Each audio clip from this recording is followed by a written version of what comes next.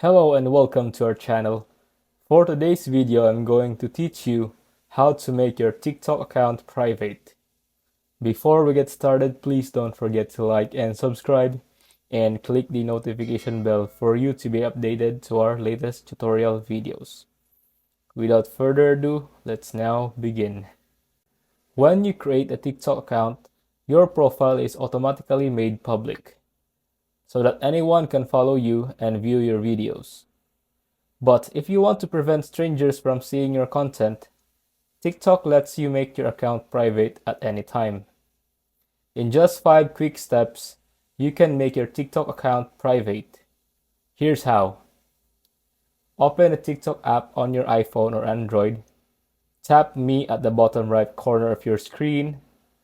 Tap the 3 dots at the top right corner of your screen. Tap Privacy and Safety.